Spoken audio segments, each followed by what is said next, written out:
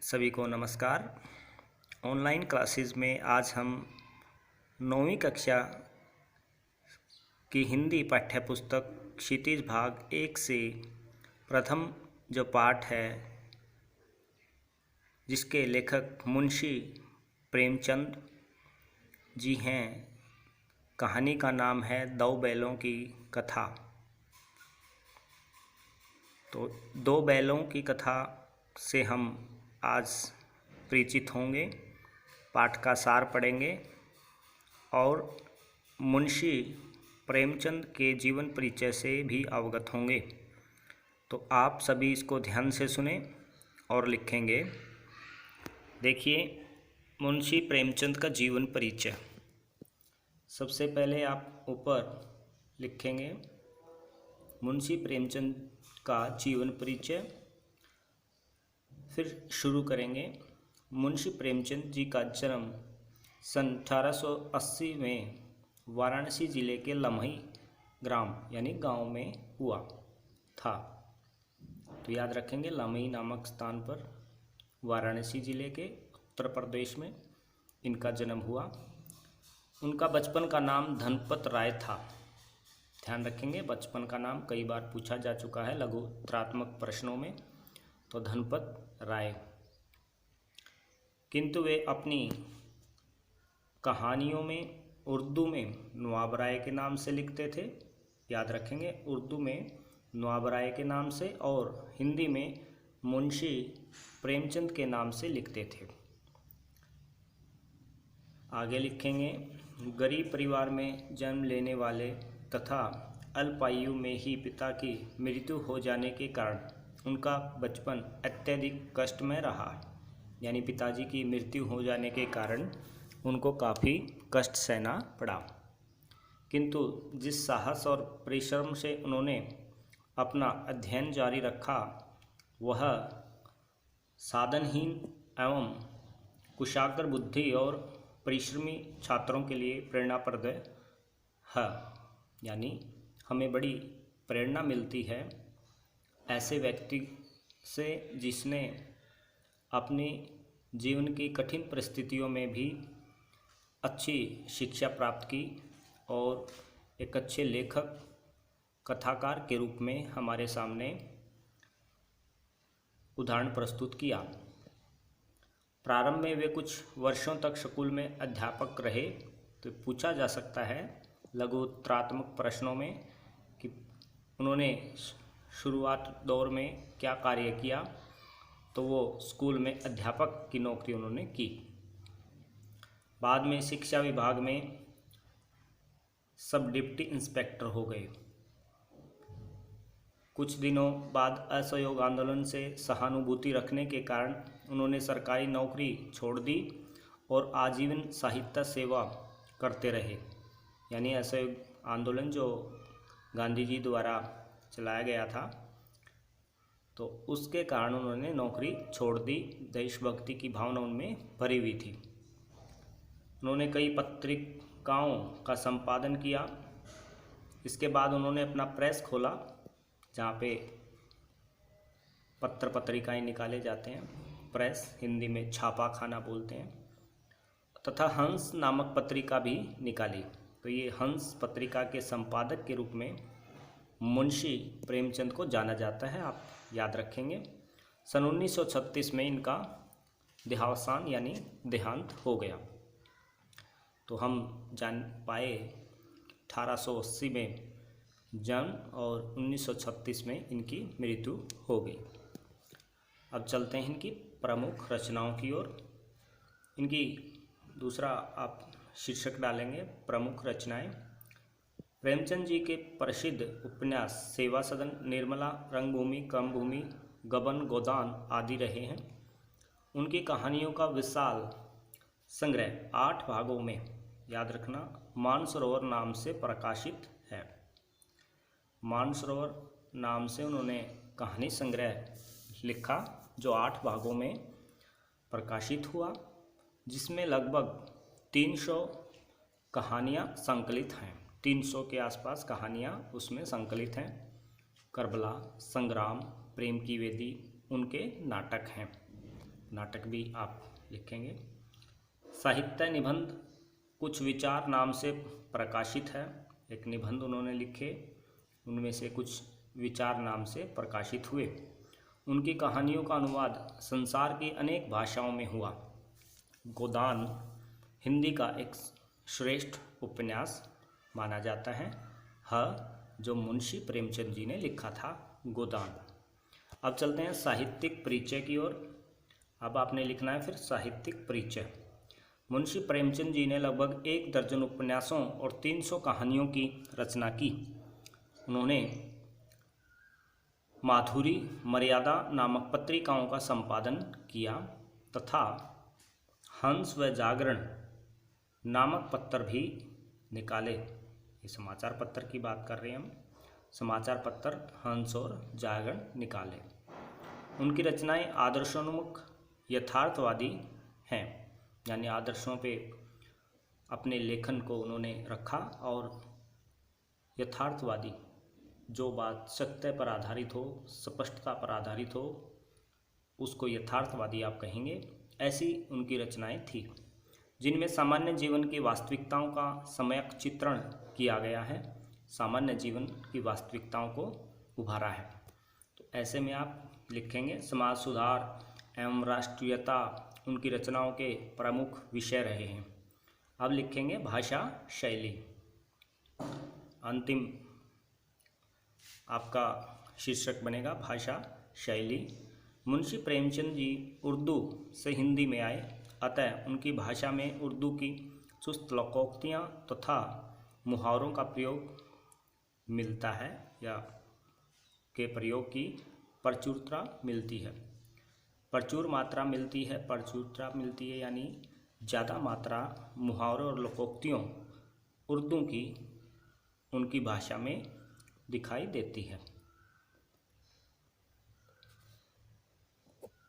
मुंशी प्रेमचंद की भाषा सहज, सरल, व्यवहारिक, प्रभावपूर्ण, मुहावरेदार एवं प्रभावशाली है तथा उनमें अद्भुत व्यंजना शक्ति भी विद्यमान है। ये आप लिखेंगे। मुंशी प्रेमचंद जी की भाषा पात्रों के अनुसार परिवर्तित हो जाती है, तो ये उनकी भाषा शैली आप लिखेंगे। ये था मुंशी प्रेमचंद का जीवन परिचय, जिससे आप अवगत हुए। आपने ये लिखना है और याद करना है, क्योंकि आपके क्षितिज भाग 1 से पाठों से लेखकों के जीवन परिचय से एक लेखक जीवन परिचय आपसे परीक्षा में पूछा जाएगा, आपको लिखना होगा। अतः आप इसको लिखेंगे, याद करेंगे। अब चलते हैं हम पाठ का सार। कहानी है हमारी 2 बैलों की कथा। बहुत ही रोचक कहानी है, ध्यान से सुनेंगे, सुनते ही आपको स्मरण हो जाएगी। लेखक के अनुसार गधा एक सीधा और निरापद जानवर है। लेखक ने गधे को एक सीधा साधा निरापद, जो संघर्षशील ना हो यानी शांति से रहता हो, ऐसे को निरापद बोलते हैं। निरपराध इसका दूसरा पर्यायवाची शब्द है, जो अपराध कम करता हो। तो गधा सामान्य सा जानवर है, उसके बारे में जिक्र किया है लेखक ने। लेकिन बात आती है आगे बैलों की। कहानी में देखिए 2 बैलों की कितना सुंदर उनकी मित्रता और उनके प्रेम भाव को इस कहानी में दर्शाया है। वह गधे की बात कर रहे हैं। लेखक जी कहते हैं, सुख दुख हानि लाभ किसी भी दशा में कभी नहीं बदलता। उनमें ऋषि मुनियों के गुण होते हैं। किसमें? गधे की बात कर रही थी, ये केवल एक उदाहरण दिया है लेखक ने। फिर भी आदमी उसे बेवकूफ़ कहता है। तो ये प्रश्न पूछा जा सकता है, आदमी किस जानवर को बेवकूफ़ कहता है? ये पूछा गया है लघु उत्तरात्मक प्रश्नों में, तो आपने उत्तर जो है गधा लिखना है। बैल गधे के छोटे भाई हैं। यहाँ पे ध्यान रखना, लेखक ने बैलों को गधे का छोटा भाई बताया, जो कई रीतियों से अपना असंतोष प्रकट करते हैं। कई प्रकार से वो असंतुष्ट होते हैं। उसी कहानी इस कहानी में उसी को दर्शाया है। झुरी काछी के पास हीरा और मोती, याद रखना 2 बैल हैं, हीरा और मोती, जिनके नाम हैं। 2 स्वस्थ और सुंदर बैल थे, काफ़ी हष्ट-पुष्ट थे, सुंदर बैल थे। वह अपने बैलों से बहुत प्रेम करता था। कौन? झुरी काछी नाम का एक व्यक्ति है जिसके पास 2 बैल थे, हीरा और मोती। वह अपने बैलों से बहुत प्रेम करता था। हीरा और मोती के बीच भी घनिष्ठ संबंध था, यानी गहरी मित्रता थी। एक बार झुरी ने दोनों को अपने ससुराल के खेतों में काम करने के लिए भेज दिया, यानी अपने ससुराल भेज दिया, अपने साले के पास झुरी काछी ने दोनों बैलों को काम करने के लिए भेज दिया। वहाँ उनसे खूब काम करवाया जाता, लेकिन खाने को रूखा सूखा ही दिया जाता। कहने का अभिप्राय, लेखक के जो साले थे उन्होंने बैलों की ओर, खाने पीने की ओर कोई ध्यान नहीं दिया। झुरी काछी अपने बैलों से प्रेम करता था, उनको अच्छा खाता पिलाता था। तो हष्ट-पुष्ट बैल जो हैं अब निर्बल होने लग गए थे। उसके साले ने उनकी तरफ कोई ध्यान नहीं दिया। अतः दोनों रस्सी तुड़ाकर झुरी के पास भाग आए।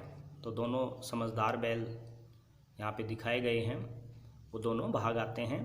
झुरी उन्हें देखकर बहुत खुश हुआ और उन्हें खाने पीने की कमी अब दोबारा से नहीं रही। दोनों बैल बड़े खुश थे, मगर झुरी की स्त्री यानी झुरी की पत्नी को उनका भागना पसंद नहीं आया, क्योंकि उसका भाई यानी झुरी का साला उनको ले गया था और वो भाग आए थे। उसने उन्हें खरी खोटी और मजूर द्वारा खाली सूखा भूसा खिला गया। दूसरे दिन झुरी का साला फिर उन्हें लेने आ गया, यानी फिर दोबारा से लेने आ जाता है झुरी का साला, और फिर उनसे उन्हें कड़ी मेहनत करनी पड़ी, यानी वो ले जाता है और फिर दोबारा से काफ़ी मेहनत करनी पड़ती है। दोनों बैलों को खाने के लिए सूखा भूसा ही मिलता है। कई बार काम करते समय मोती ने गाड़ी खाई में गिरानी चाही, यानी दोनों बैलों में घनिष्ठता थी, प्रेम भाव था, मित्रता थी। तो मोती ने गाड़ी को खाई में गिराना चाहा, लेकिन हीरा ने उसे समझा दिया। दोनों आपस में मूक भाषा में बात करते थे। याद रखना, दोनों बैलों की भाषा मूक भाषा, क्योंकि पशु पक्षी जानवर आदमी की तरह बोल नहीं सकते, वे अपनी सांकेतिक भाषा रखते हैं। मोती बड़ा गुस्सैल था। ये प्रश्न पूछा जा सकता है, दोनों बैलों में गुस्सैल कौन था, गुस्सा रखने वाला? हीरा धीरज से काम लेता था। हीरा जबकि धैर्य से काम लेता था, शांत प्रवृत्ति का था। हीरा की नाक पर जब खूब डंडे बरसाए गए, यानी झुर्री के साले ने उनकी पिटाई की, तो मोती गुस्से से हल लेकर भागा। हल में जुटे हुए थे तो गुस्से से वो हल लेकर भाग लिया, पर गले में पड़ी रस्सियों के कारण उन्हें पकड़ लिया गया। कभी कभी उन्हें खूब मारा पीटा भी जाता। इस तरह दोनों की हालत बहुत ख़राब हो गई थी। तो देखिए, उनकी दुर्दशा का जो वर्णन किया है लेखक ने कहानी में, झुर्री के साले द्वारा खूब कार्य लिया जाना और खाना पीना रूखा सूखा देना। तो बैल जो निर्बल हो गए, जो हष्ट पुष्ट थे, जो अपने मालिक से प्रेम करते थे, अब बड़े परेशान और निर्बल हैं। वहाँ एक छोटी बालिका रहती थी, यानी झुर्री के साले की एक बालिका थी। उसकी माँ मर चुकी थी। उसकी सौतेली माँ उसे मारती रहती थी। कहने का अभिप्राय, उसके साले की पहली पत्नी की जो लड़की थी बालिका, अब दूसरी शादी उसने की है, तो सौतेली माँ भी उसको, लड़की को मारती रहती थी। इसलिए उन बैलों से एक प्रकार की आत्मीयता उस लड़की को हो गई, क्योंकि वो भी पीड़ा को सहन करती थी। अपने सौतेली माँ की मार उसको खानी पड़ती थी और बैलों को भी काफ़ी यातनाएं सहनी पड़ रही थी। तो लड़की जो है बैलों से आत्मीयता यानी प्रेम भाव रखती है। वह रोज़ दोनों को चोरी छिपे 2 रोटियां डाल जाती थी। यानी वह लड़की दोनों को चोरी छुपे से रोटियां डालने लगी। इस तरह दोनों की दशा बहुत ख़राब थी।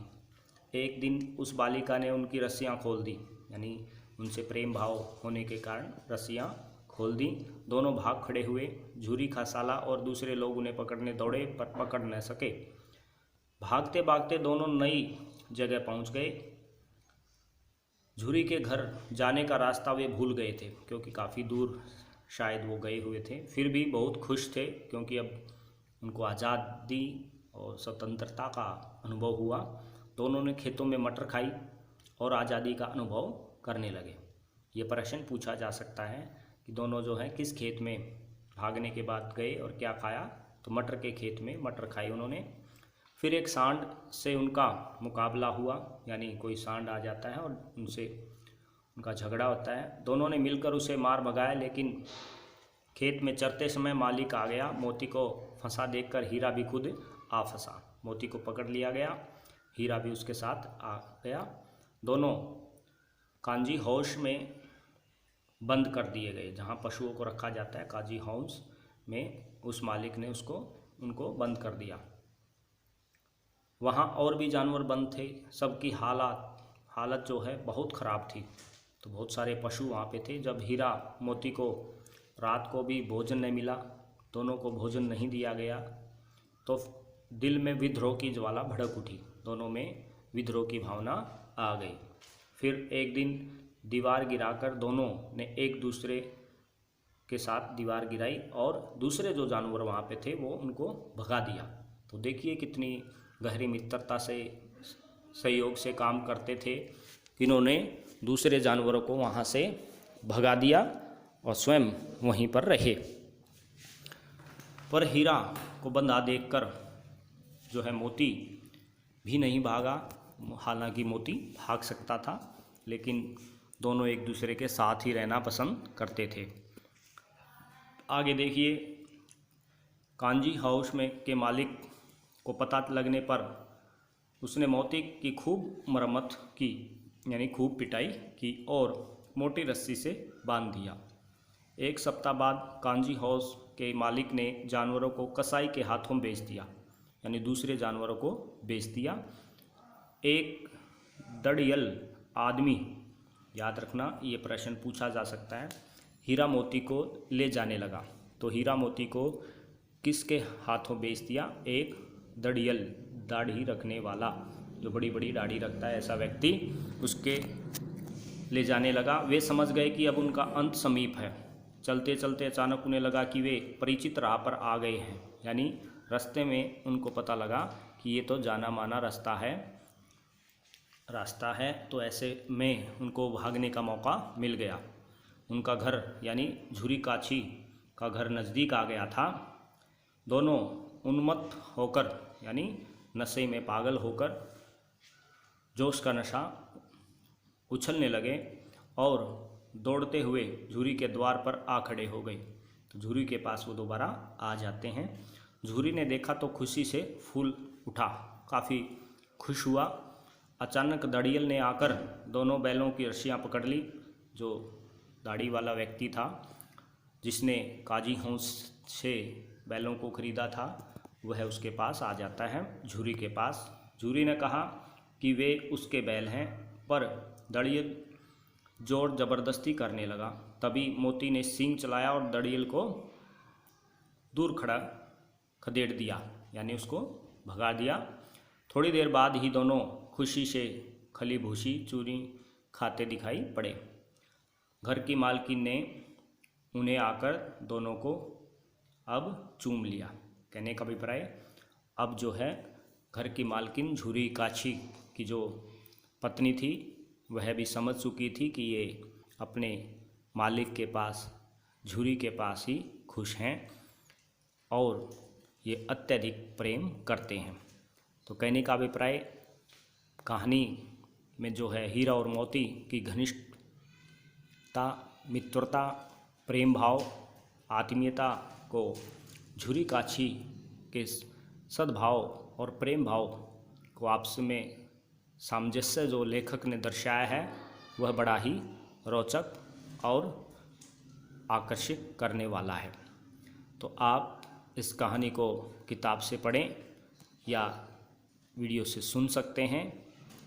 जीवन परिचय आपने लिखना है और आगे हम इसके अभ्यास के प्रश्न उत्तरों को करेंगे। तब तक आप इतना कार्य करें। धन्यवाद। आपका दिन शुभ हो।